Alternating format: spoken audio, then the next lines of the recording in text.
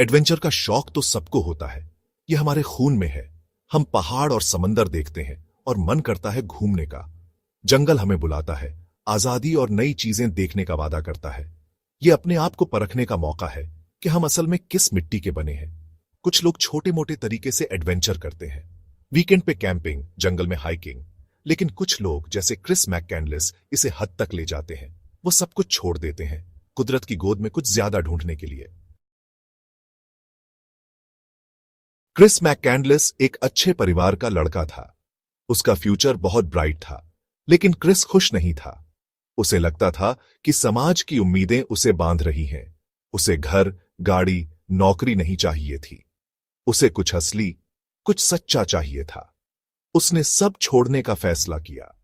उसने अपनी सेविंग्स दान कर दी, अपना सामान बेच दिया और अपनी पुरानी जिंदगी से दूर चला गया। वो खुद को ढूंढना चाहता था, ये जानना चाहता था कि असल में जरूरी क्या है। और उसने अलास्का के जंगल को अपना टेस्टिंग ग्राउंड चुना। वो अलेक्जेंडर सुपरट्रैम्प के नाम से जाना जाता था। ये उसकी नई जिंदगी का, अपनी पुरानी जिंदगी को छोड़ने का प्रतीक था।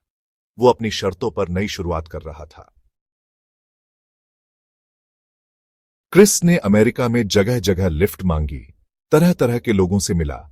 वो छोटे मोटे काम करके गुजारा करता, हमेशा अपने लक्ष्य की तरफ बढ़ता रहा, अलास्का। वो अप्रैल में जंगल पहुंच गया, आगे आने वाली चुनौतियों का सामना करने के लिए उत्साहित। वो जंगल में रहता, छोटे जानवरों का शिकार करता और खाने लायक पौधे ढूंढता। वो एक खाली बस में सोता था, जिसे वो मैजिक बस कहता था। वो किताबें पढ़ता, डायरी लिखता और अपने अनुभवों को लिखता रहता। वो अकेलेपन का, अलास्का के जंगल की खूबसूरती का मजा लेता था। वो सचमुच आजाद महसूस करता, कुदरत से ऐसे जुड़ा हुआ जैसा उसने कभी सोचा नहीं था। वो जिंदा था, अपनी सीमाओं को तोड़ रहा था और ये जान रहा था कि वो असल में कौन है। जंगल में जिंदगी आसान नहीं थी। क्रिस को कड़े मौसम, कम सामान और हमेशा भूखे रहने के खतरे का सामना करना पड़ा। उसने गलतियां की, जैसे जहरीले पौधे को पहचानने में। उसने उनसे सीखा, लेकिन कभी कभी सबक बहुत बड़ी कीमत पर मिले। उसे अकेलेपन का भी सामना करना पड़ा।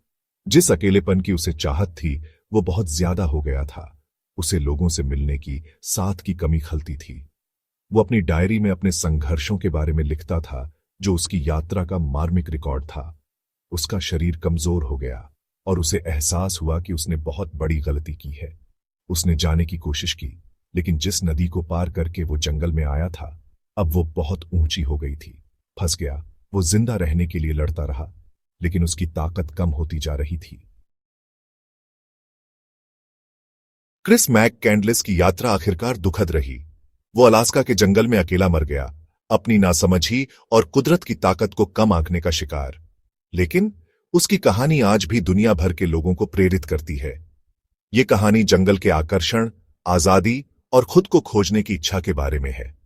ये तैयारी की जरूरत और कुदरत की ताकत को कम आंकने के खतरों के बारे में भी एक सबक है।